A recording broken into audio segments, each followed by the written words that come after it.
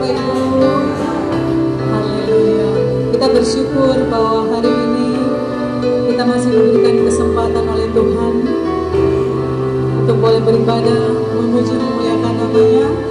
Namun sebelumnya mari kita berdoa. Bapak Ibu, kita minta pimpinan Tuhan untuk ibadah pagi ini. Bapak yang baik, Bapak yang sungguh mulia, Bapak yang kami kenal dalam nama Tuhan Yesus, satu-satunya Tuhan dan Juru Selamat kami yang hidup. Kami bersyukur Tuhan, karena kasih karunia Tuhan masih tetap ada melingkupi kami sampai saat ini.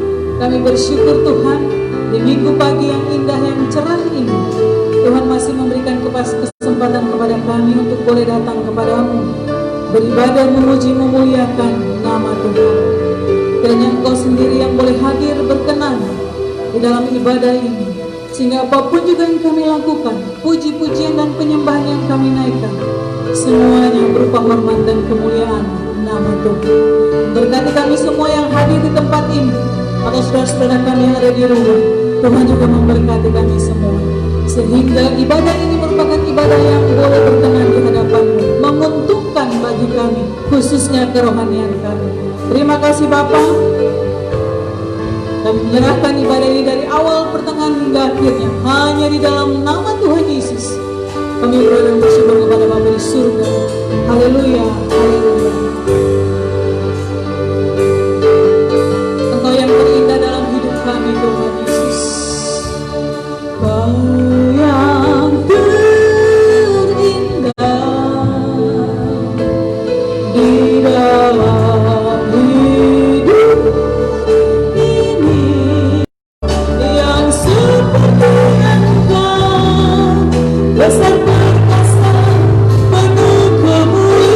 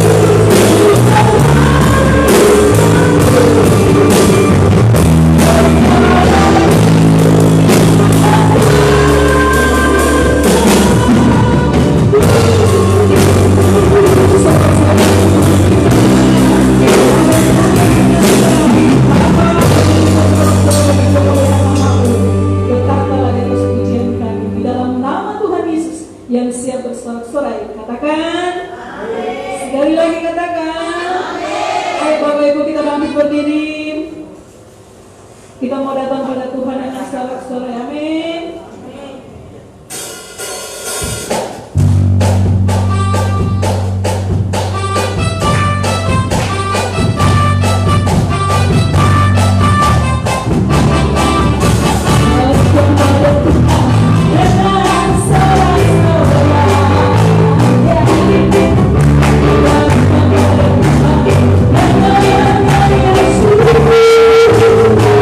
Oh,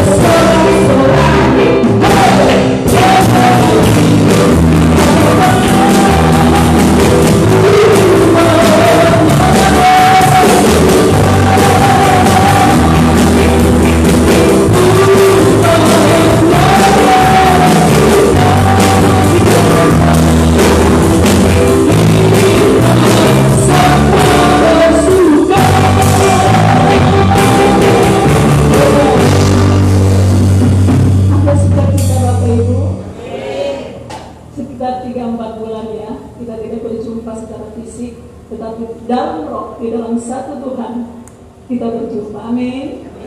Silakan duduk Bapak Ibu, kita akan mempersiapkan hati kita. Kita akan mendengarkan kebenaran firman Tuhan.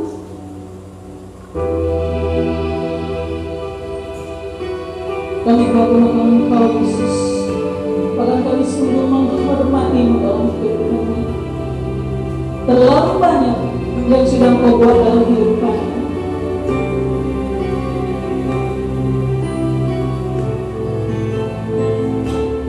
Engkau sungguh indah tiada tandanya, sungguh menakjubkan, sungguh hatiku dimengerti, kau lebih dari semua yang ada. Hikmatku tiada tersaing, kasih-Mu dalam keturunan. Kau sungguh indah tiada tandanya, mulia dan berkuasa.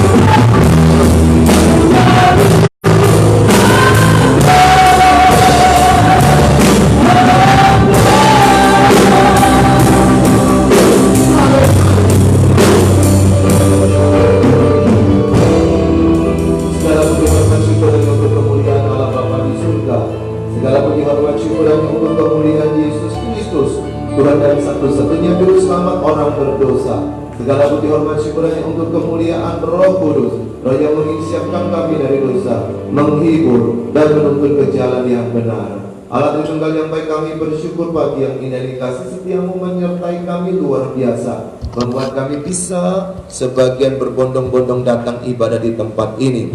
Terima kasih Tuhan Yesus untuk kebaikan Tuhan memelihara kami hingga saat ini, dan sejenak kami rindu untuk menikmati kebenaran firman Tuhan. Berikan kekuatan kepada kami, baik yang ada di gereja maupun di mana siaran ini bisa dijangkau. Tuhan berkati supaya setiap orang yang mendengarkan firman Tuhan ada kekuatan baru bagi kami masing-masing untuk bertahan menikmati hidup bersama Yesus dimanapun kami berada.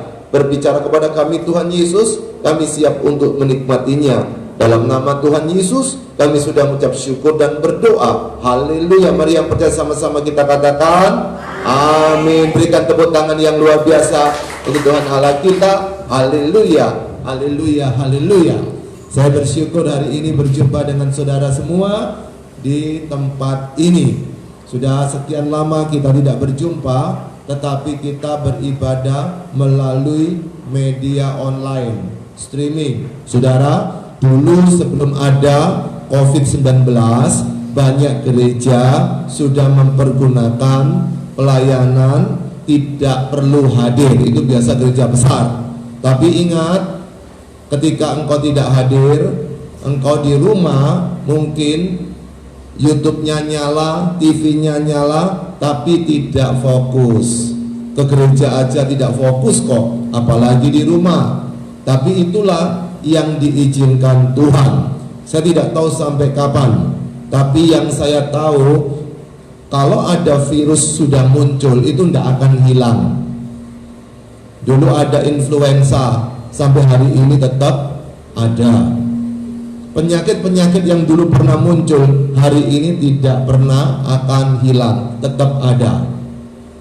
Maka dari itu, bukan persoalan kapan Tuhan penyakit ini, persoalan virus ini hilang, tapi pikirkan baik-baik apa yang bisa kita kerjakan kalau andaikan virus ini tidak pernah hilang dari muka bumi ini. Semua penyakit yang pernah muncul tidak akan hilang. Coba perhatikan, silakan baca di Google, silakan cari informasi. Semua wabah yang pernah ada itu tetap ada. Kenapa? Karena di situ bagian kita bukan berteriak-teriak kapan pergi, tapi kapan kita bisa menikmati hidup bersahabat dengan persoalan. Semua kita punya masalah, bukan? Saudara tidak suka masalah, masalah itu akan datang, bukan? Engkau bangun tidur, masalah sudah ada. Kemarin tidak ada masalah, kenapa bangun pagi kepala cekot-cekot? Dulu tidak ada masalah, pada waktu masih bujangan tidak ada masalah, tapi setelah sudah menikah malah banyak masalah. Tidak punya anak, masalah. Punya anak juga masalah. Jadi manusia hidup tidak pernah berhenti dari namanya serangan persoalan. Pagi hari ini saya tidak lama, kalau lama nanti saudara tinggal tidur. Karena saya tahu saudara, orang itu sesungguhnya nggak suka Tuhan, kecuali kepepet, teriak-teriak sama Tuhan. Sesungguhnya manusia itu ingin jauh dari Tuhan kalau ada cara lain. Karena kalau mau ikut Tuhan harus ikuti aturan Tuhan. Itu orang nggak suka. Maka dari itu saudara, kalau hari ini kita berjumpa dengan orang-orang hari ini cari Tuhan, tidak usah kaget, karena cari cara lain tidak ada, maka cari ke Tuhan. Tapi kalau ada cara lain, kan tidak cari Tuhan. Pak, masa begini saya tidak melawan suami saya, Pak? Dia sudah kelihatan salah, Pak. Tapi Alkitab berkata, kita harus mengasihi, kita harus tunduk, kita harus mengampuni. Tapi kadang-kadang kita nggak suka, bukan? Nah, saat ini kita akan bersama merenungkan satu bagian firman Tuhan tentang hidup yang menghidupkan. Bagaimana supaya hidup kita bisa menghidupkan orang lain? Bagaimana hidup kita bisa menyemangati orang lain? Maka Kalau saudara hari ini masih hidup, coba lihat kiri kanan masih hidup toh, itu tandanya Tuhan masih ingin lihat saudara. Sebelum dipanggil, ada yang kita kerjakan. Saya tahu saudara kan kumpul sama orang-orang, ada suami mungkin, ada istri mungkin, ada anak, ada mertua, ada tetangga mungkin, ada teman-teman mungkin.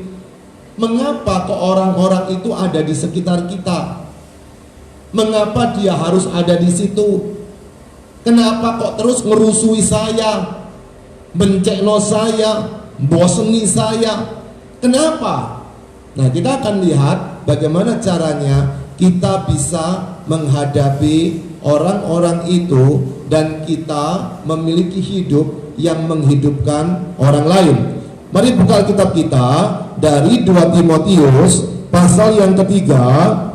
2 Timotius pasal yang ketiga, cuma 3 ayat saja. Jangan takut, berjaga-jaga untuk tidak tidur. Kalau saudara tidak berjaga-jaga, saya jamin tidur. Kenapa? Karena tidur itu bukan karena kecapean saja, bukan karena engkau sudah lelah, tapi tidur itu adalah keputusan. Kalau Anda memutuskan untuk tidak tidur, banyak cara. Contoh, saya ada minyak angin, diculekkan di mata juga bisa melek. Atau saudara cuci muka bisa melek. Atau mikir. Orang mikir itu tidak bisa tidur loh. Tapi kalau engkau tidak mikir, engkau pasti tidur. Jadi jangan salahkan capek ya. Jangan salahkan sudah kerja keras. Jangan salahkan apapun juga. Karena kita itu melakukan apa saja karena keputusan. Saudara pakai masker, itu keputusan. Sekarang kita bisa irit toh. Nggak usah beli benges lagi, nggak usah beli lipstick. Lipstick Anda mahal atau murah, tetap nggak ada yang lihat karena pakai masker. Hari ini kita nggak bisa gaya lagi macem-macem karena semuanya sudah berubah. Oleh sebab itu, bagaimana hidup kita ini tiap hari bisa jadi berkat bagi orang lain, bagaimana hidup kita ini bisa menghidupkan orang lain, maka bersyukurlah saudara bisa ibadah. Saya tidak tahu minggu depan masih bisa enggak. Makanya saya ketika berkhotbah saya semangat sekali menyampaikan firman, karena mungkin minggu depan kita tidak berjumpa lagi. Loh kok bisa? Mungkin saya dipanggil Tuhan, atau saudara yang dipanggil Tuhan. Makanya ketika masa COVID ini saya ngotot untuk berkarya banyak. Karena saya berpikir jangan-jangan saya kena COVID, saya mati. Saya ketemu Tuhan, saya bersuka cita, tetapi persoalannya apa yang sudah kita kerjakan untuk orang sekitar kita? Ada kenangan apa? Ada kesan apa? Ada berkat apa? Jangan-jangan kita mati malah orang bersyukur, syukur dia mati, ribet ruwet itu orang urip, terus jalu anto ae, terus nodong saya. Ada loh orang mati malah orang lain seneng. Maka dari itu, ketika engkau dipanggil Tuhan, berapa orang yang sedih karena engkau tidak ada, berarti hidupmu sudah menjadi berkat bagi orang itu. Tapi kalau orang meninggal tapi tidak ada orang yang peduli, jangan-jangan selama hidup kita tidak pernah menghidupkan orang lain. Hidup kita tidak pernah jadi berkat bagi orang lain. Hidup kita tidak pernah bermanfaat bagi orang lain. Hidup kita tidak berguna bagi orang lain. Maka ketika kita dipanggil, tidak ada yang menangisi saya dan saudara. Nah, kita akan lihat saudara dari 2 Timotius pasal yang ke-3 ayat 12, 13, 14. Saya akan bacakan firman Tuhan sebagai berikut. 12, 13 dan 14. Memang setiap orang yang mau hidup beribadah di dalam Kristus Yesus akan menderita aniaya. 13. Sedangkan orang jahat dan penipu akan bertambah jahat. Mereka menyesatkan dan disesatkan. Ayat yang ke-14. tetapi hendaklah engkau tetap berpegang pada kebenaran yang telah engkau terima dan engkau yakini, dengan selalu mengingat orang yang telah mengajarkannya kepadamu. Saudara, ada 3 hal menarik apa yang dituliskan oleh Rasul Paulus untuk jemaat di Efesus melalui seorang anak muda bernama Timotius. Mungkin usianya waktu itu sekitar 20-25an, masih muda sekali. Namun dia harus menggembalakan satu jemaat di kota yang sangat maju pada waktu itu bernama Efesus. Ini anak muda, tapi dipercaya untuk menggembalakan orang tua, untuk menggembalakan orang muda, untuk menggembalakan banyak orang. Maka anak muda ini belum pernah pengalaman untuk menggembalakan, belum pernah punya petualangan dalam menggembalakan, tapi dia dipercaya Tuhan Allah melalui Rasul Paulus untuk memutuskan orang ini bisa bermanfaat bagi jemaat yang ada di kota Efesus. Nah saudara, saya tidak tahu hari ini saudara kenapa menikah sama suami jenis itu. Kenapa saudara menikah dengan istri seperti itu? Kenapa engkau dilahirkan dari keluarga seperti ini? Kenapa engkau punya teman-teman seperti ini juga? Artinya adalah semua kita tidak bisa milih loh. Semua kita tidak bisa sesukanya sendiri mau seperti apa. Siapa dari rumah sudah punya rencana duduknya di tempat itu? Tapi kalau engkau terlambat, ada orang yang sudah duduk, saudara nggak bisa. Jadi semua yang hidup ini sifatnya siapa cepat dia dapat. Ada orang ya ke gereja sampai 40 tahun, tapi dia tidak pernah berubah. Jadi tidak dapat apa-apa. Jangan berpikir kalau suka ke gereja Tuhan seneng. Oh enggak juga. Tapi jangan berpikir pula kalau tidak gereja Tuhan juga senang. Tidak juga. Jadi saudara, bagaimana engkau bisa menyenangkan Tuhan adalah melakukan firman. Tidak ada cara lagi. Kalau saudara punya anak 2, satunya nurut, satunya pengecut, satunya suka ngelawan. Kemudian saudara ketika ditanya mana yang saudara sayang, pasti yang nurut. Tidak bisa kita mengatakan bahwa saya suka yang sana. Kenapa? Dia bandar narkoba loh. Saya suka yang sana. Kenapa? Dia jadi preman loh. Tetapi kita akan lebih suka, lebih cinta kepada orang yang nurut dengan kita. Saudara, demikian pula hubungan kita dengan Tuhan. Jangan berpikir kalau engkau sudah kasih uang untuk pekerjaan Tuhan, maka Tuhan langsung kesengsem. Jangan berpikir kalau suka doa, Tuhan pasti akan suka dengan kita. Jangan berpikir kalau suka baca Alkitab, Tuhan pasti senang dengan kita. Oh itu cuma bagian kecil.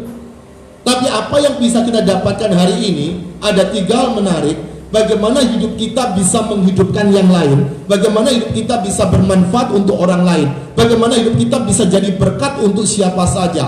Maka yang pertama, kita lihat di ayat yang ke-12 dikatakan seperti ini. Memang setiap orang yang mau hidup beribadah di dalam Kristus Yesus akan menderita aniaya. 13. Sedangkan orang jahat dan penipu akan bertambah jahat. Mereka menyesatkan dan disesatkan. Yang pertama, bagaimana supaya hidup kita bisa menghidupkan yang lain, bisa bermanfaat bagi orang lain? Hidupnya harus dalam Yesus. Kalau di luar Yesus, kita seperti orang pada umumnya. Tapi yang pertama kita belajar dari bagian ini, hidupnya harus dalam Yesus. Apakah hidup dalam Yesus itu? Bukan cuma percaya Yesus loh ya. Setan itu juga percaya Yesus anak Allah.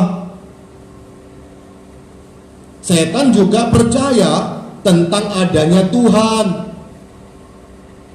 Tapi persoalannya adalah setan tidak mau hidup bersama Yesus. Kalau orang punya Yesus, itu Yesusnya ada dalam hidupnya. Saya berikan bahasa Inggris yang sederhana, saya sebut Jesus inside. Yesusnya ada di dalam. Tapi kalau orang pandai berkhotbah, orang suka belajar Alkitab, orang suka bersaksi, tapi hidupnya tidak pernah berubah, itu dia tidak punya Yesus, tapi punya pengetahuan tentang Yesus. Itu saya sebut bahasa Inggrisnya Jesus beside.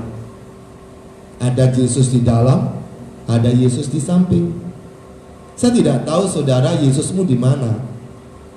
Tapi kalau sudah sekian tahun engkau katakan percaya Yesus, tapi tidak pernah bisa berubah, jangan-jangan saudara tidak pernah punya Yesus, tapi tahu siapa Yesus. Berapa banyak orang katanya Kristen, tapi sesungguhnya dia beragama Kristen. Orang di Indonesia kalau mengaku dirinya Kristen, KTP-nya pasti beragama Kristen. Tapi saya beritahu, kalau orang KTP-nya beragama Kristen, belum tentu dirinya orang Kristen. Jadi tidak semua pengkhotbah itu orang Kristen. Tapi orang beragama Kristen betul. Karena orang Kristen kelihatan dari buahnya, bukan dari khotbahnya, bukan dari sregepnya atau rajinnya, tapi dari buahnya.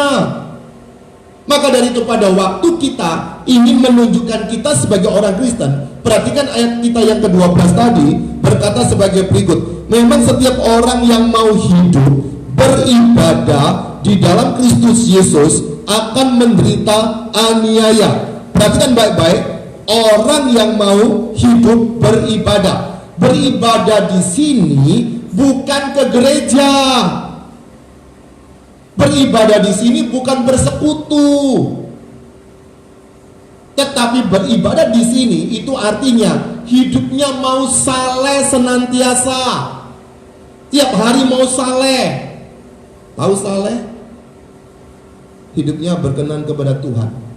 Baik itu di kantor, baik itu di rumah tangga, baik itu di sekolahan, baik di tempat kerja, hidupnya saleh. Nah, itu yang sedang dijelaskan oleh Rasul Paulus. Orang yang mau hidupnya saleh pasti menderita aniaya. Kenapa? Karena musuh orang saleh itu bukan setan. Musuh orang saleh itu bukan orang lain. Musuh orang saleh itu dirinya sendiri. Siapa di sini ketika ada uangnya orang ketinggalan atau kita lihat itu geletaan, gak kepingin ngambil?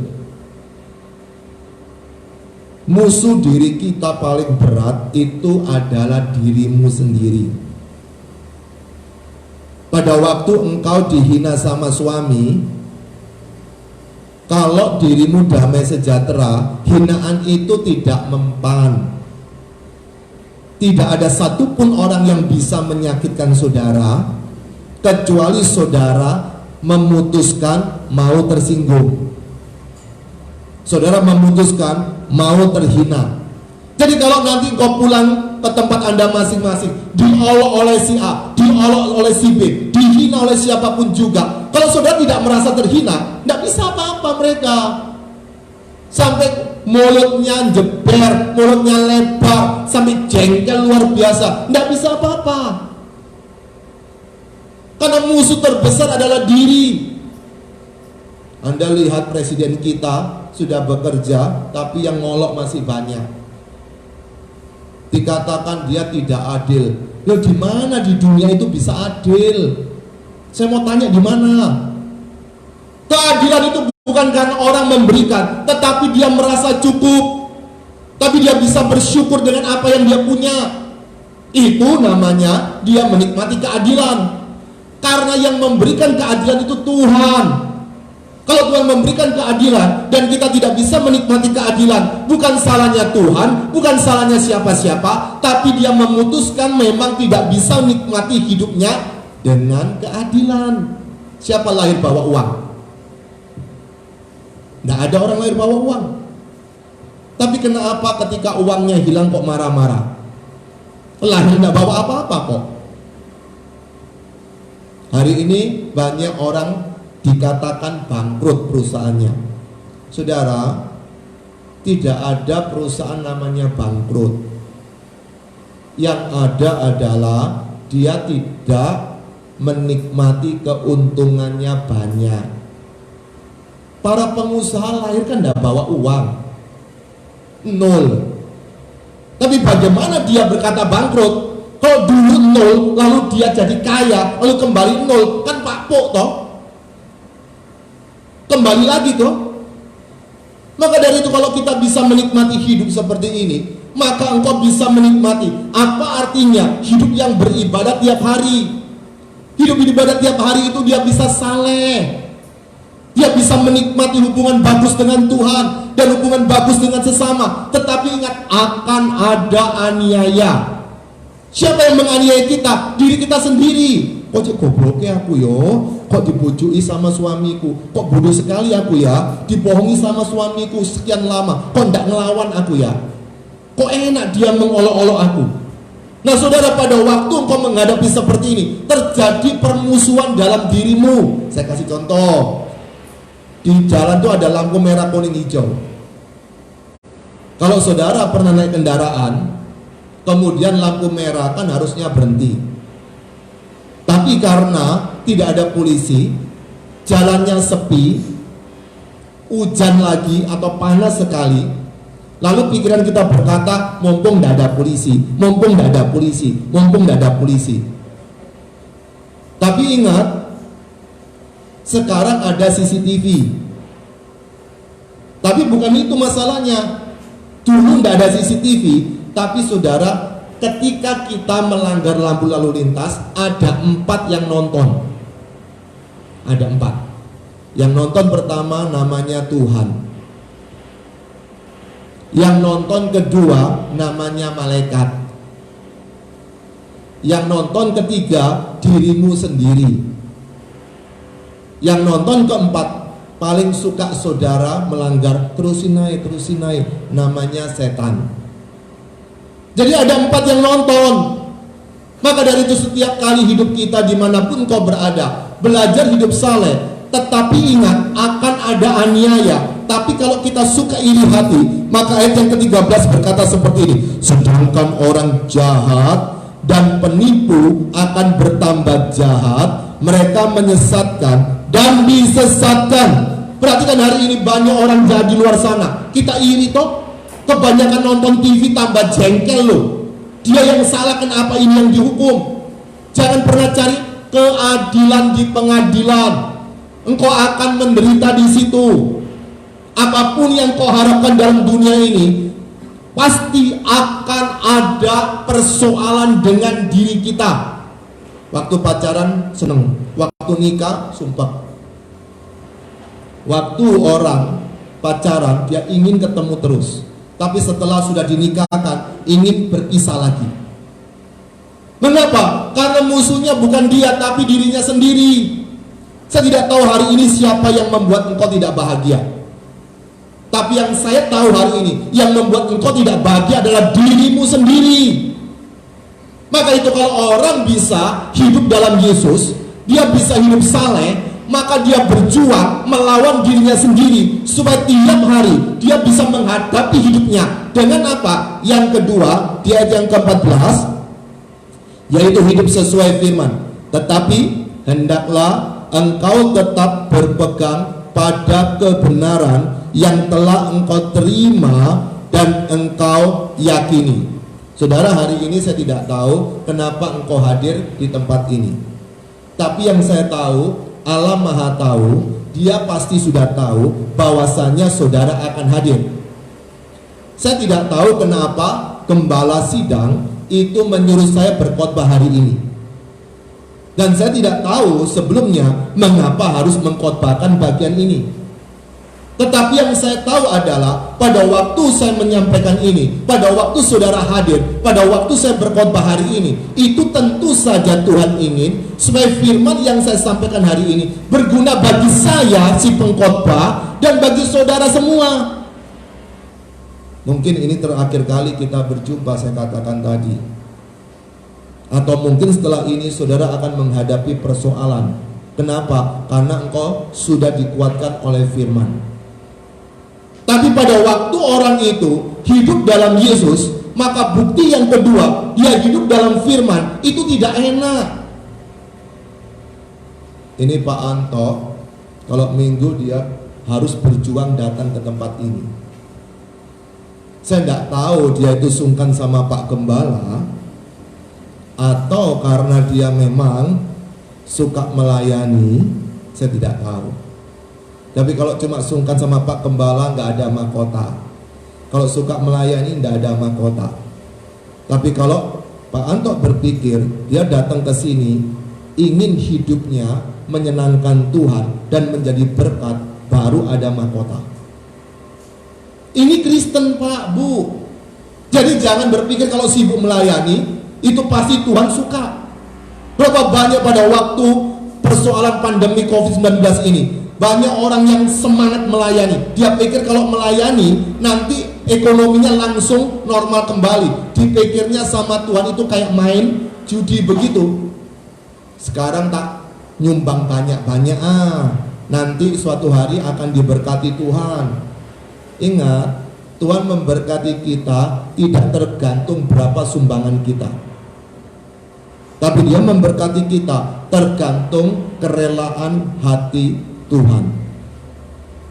Maka dari itu, ketika engkau hadir hari ini, engkau mendengarkan firman, belajarlah hidup dalam firman. Capek Pak, capek Bu.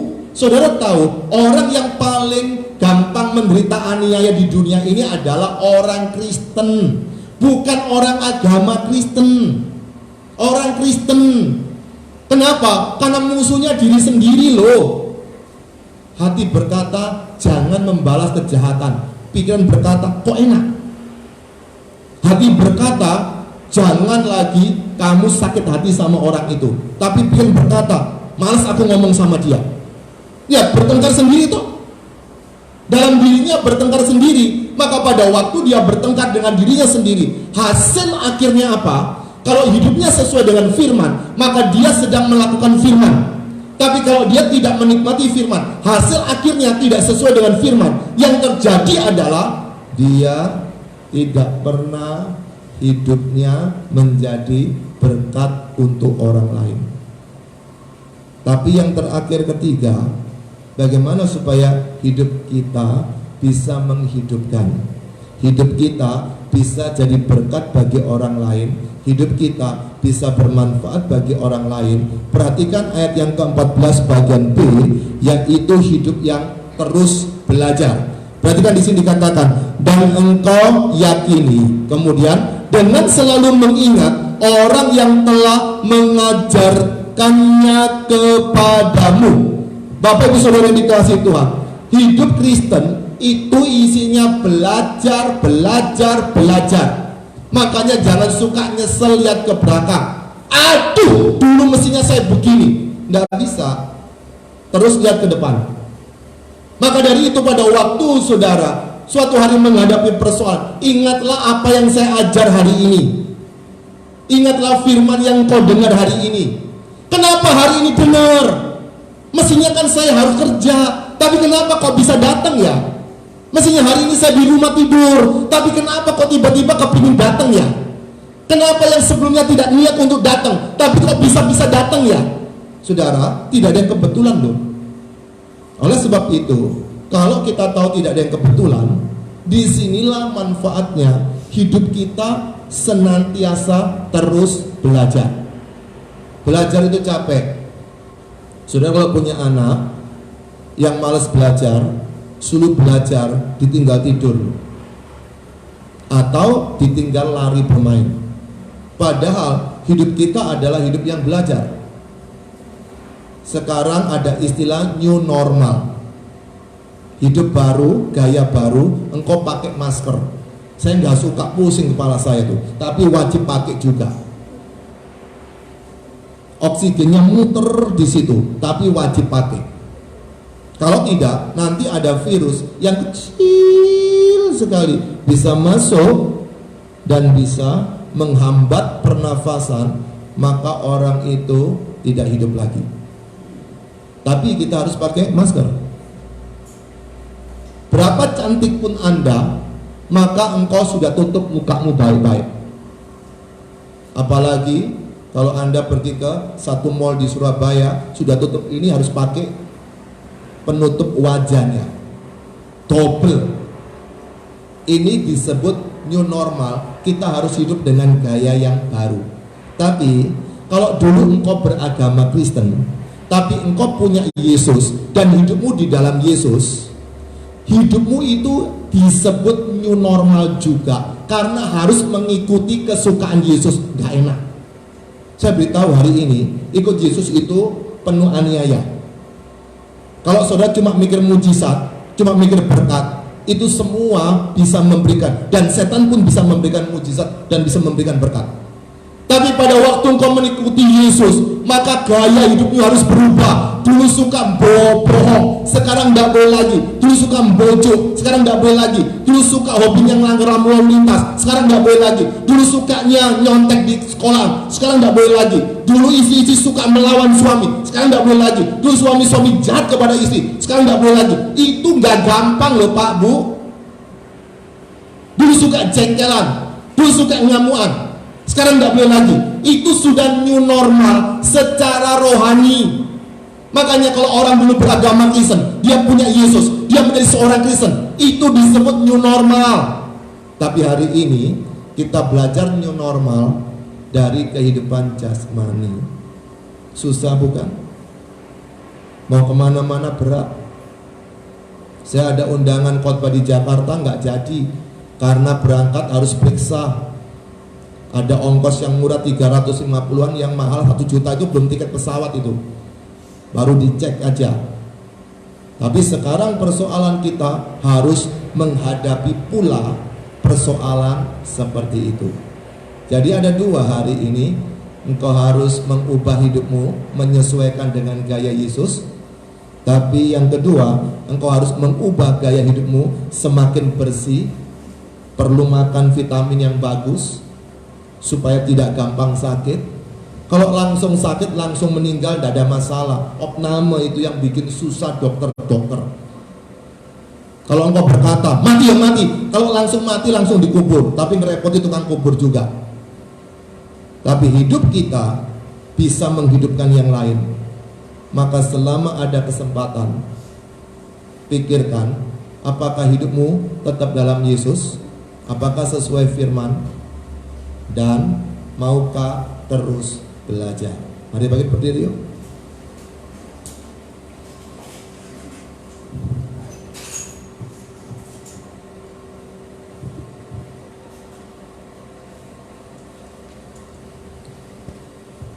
Bapak Ibu Saudara, saya sudah menyampaikan firman. Saya tidak tahu engkau mendengar atau tidak. Sekarang saya berikan waktu 15 detik, engkau berdoa sendiri. Kalau engkau merasa diberkati oleh firman, silakan doa. Tapi kalau tadi tertidur, tidak dapat apa-apa, jangan pura-pura doa, itu munafik, itu menipu Tuhan. Karena pertanyaannya, siapa yang hari ini diberkati oleh firman Tuhan, silakan doa. Tapi kalau enggak dapat apa-apa, silakan diam. Karena firman yang kau dapat yang akan mengubah hidupmu. Saya berikan waktu 15 detik. Masing-masing berdoa sendiri. Berkat apa yang kau dapat dari firman hari ini? Silakan berdoa 15 detik.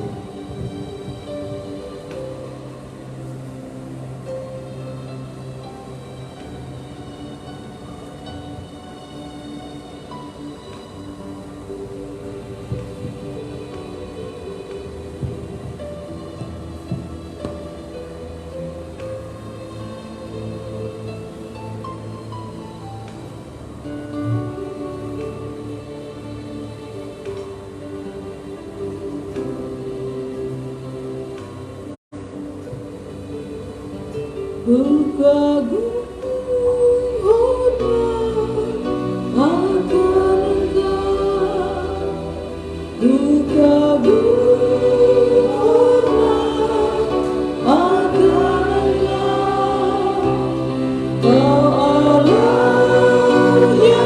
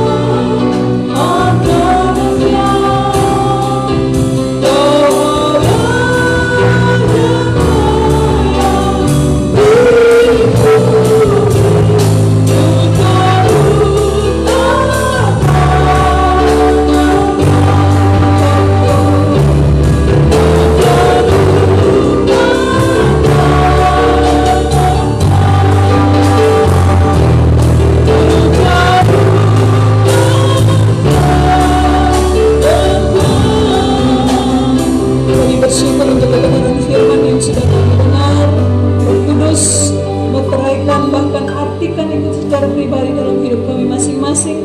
Kami boleh mengerti bahwa hari ini kami boleh berjumpa dengan Yesus secara pribadi hanya karena kasih karunia-Mu, dan kami belajar untuk tetap berpegang dengan ajaran-ajaran yang sudah kami terima, Tuhan. Terima kasih berkati jemaat-Mu yang sudah mendengarnya.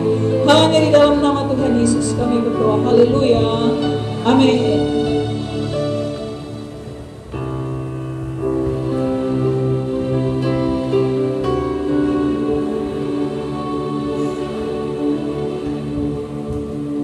Silakan duduk Bapak Ibu.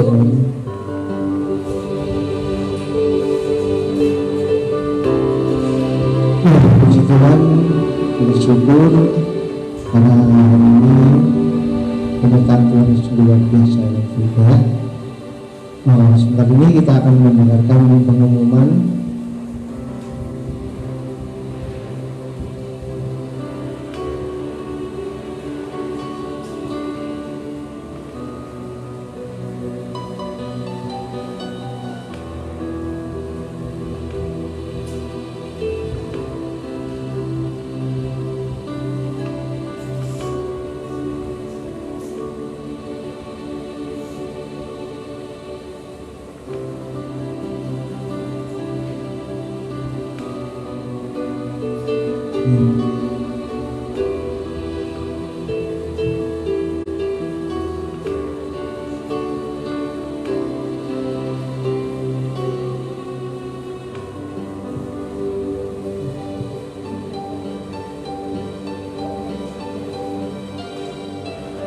pengumumannya belum selesai ya. Kita berdoa lebih dulu.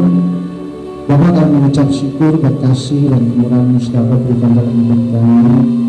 Pada saat ini Tuhan, penyertaan-Mu sungguh luar biasa dalam kehidupan kami, hingga kami tetap bisa berada pada saat ini tempat ini Tuhan. Biarlah kasih-Mu tetap menyertai dalam kehidupan kami. Dan kami yakin dan percaya Tuhan, Engkau sanggup menolong dalam kehidupan anak-anak-Mu ini Tuhan. Tetap pelihara dalam kehidupan kami, tetap beri kekuatan, kesehatan Engkau. Terutama untuk hamba-Mu yang sudah menyampaikan firman di tempat ini Tuhan.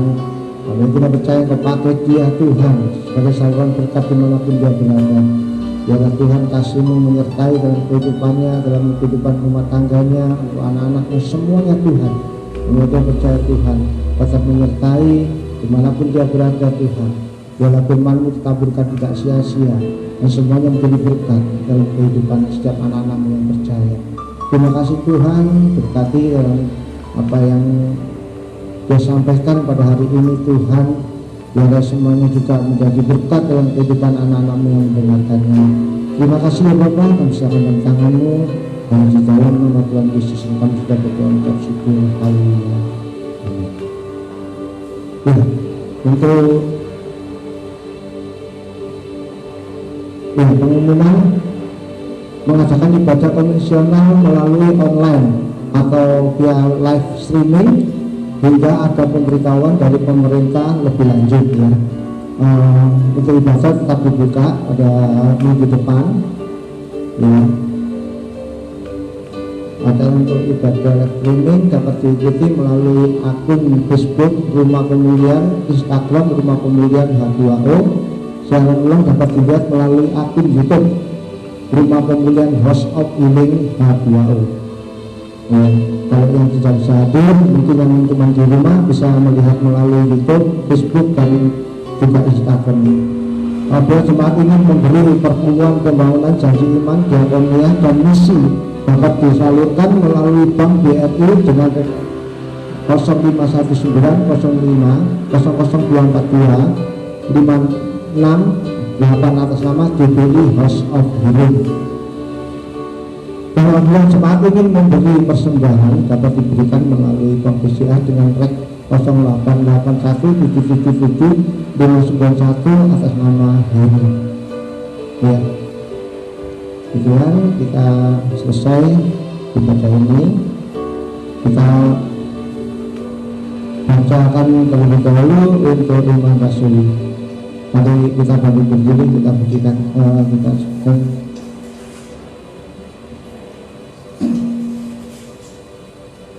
Ya, kita bacakan untuk iman rasuli. Aku percaya kepada Allah Bapa yang Maha Kuasa, Khalik langit dan bumi, dan kepada Yesus Kristus, Anak yang tunggal Tuhan kita, yang dikandung daripada Roh Kudus, yang memberikan Maria dan memberikan di bawah perbuatan Pontius Pilatus, disalibkan, mati dan dikuburkan, turun ke dalam maut. Pada hari yang ketiga, bangkit pula dari antara orang mati, naik ke surga, duduk di sebelah kanan Allah Bapa yang Maha Kuasa, dan akan datang dari sana untuk menghakimi orang yang hidup dan yang mati. Aku percaya kepada Roh Kudus, yang kudus dan persekutuan orang kudus, pengampunan dosa, kebangkitan bagi, dan hidup yang kekal. Amin.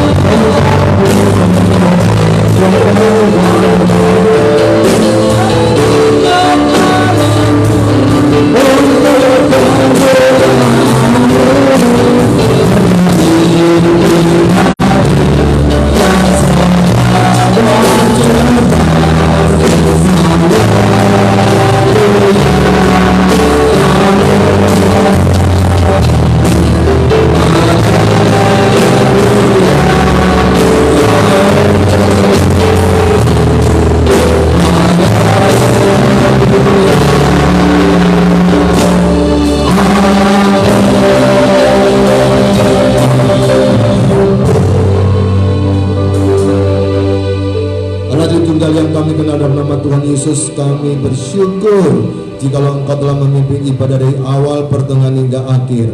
Berkati jemaat Tuhan yang hari ini hadir tempat ini ataupun yang berada di rumahnya masing-masing. Mereka dikuatkan oleh firman, bertumbuh dalam kebenaran sehingga dia bisa bertahan meskipun menghadapi begitu banyak tekanan dari orang-orang yang jahat.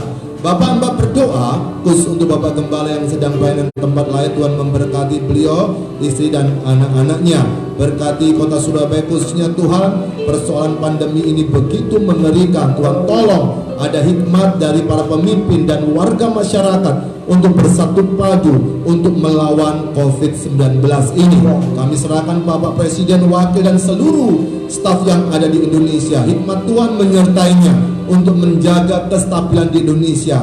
Kami tolak dalam nama Yesus setiap rencana jahat yang ingin menghancurkan Indonesia. Di dalam nama Tuhan Yesus Engkau membongkarnya dan aparat keamanan akan menyelesaikannya. Terima kasih Tuhan Yesus, berkati GBH 2 tempat ini, perkembangan kebutuhan dana dan sebagainya. Tuhan memberkati juga para penata lain yang ada di tempat ini dengan pekerjaan keluarga mereka masing-masing. Tuhan memberkati mereka pula. Kami serahkan juga jemaat yang tidak bisa hadir, apapun keadaan mereka, berikan kekuatan kepada mereka untuk bisa tetap bertahan sebagai seorang Kristen, karena sudah memiliki Yesus, sudah menikmati firman, dan mau terus belajar dari kesalahan-kesalahan yang dialaminya. Dan sebentar kami akan berpisah, kami akan kembali ke dalam aktivitas kami masing-masing. Sebelum kita pulang, mari arahkanlah hatimu kepada Tuhan Allah dan bersiaplah untuk menerima berkat yang tidak terduga-duga dari Allah yang Maha Kuasa, pencipta langit dan bumi. Engkaulah Jehovah Jireh yang pasti menyediakan segala kebutuhan kita.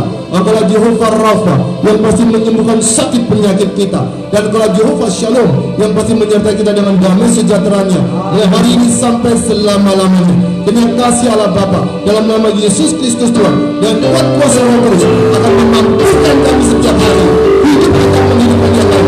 Dalam nama Tuhan sudah bersuara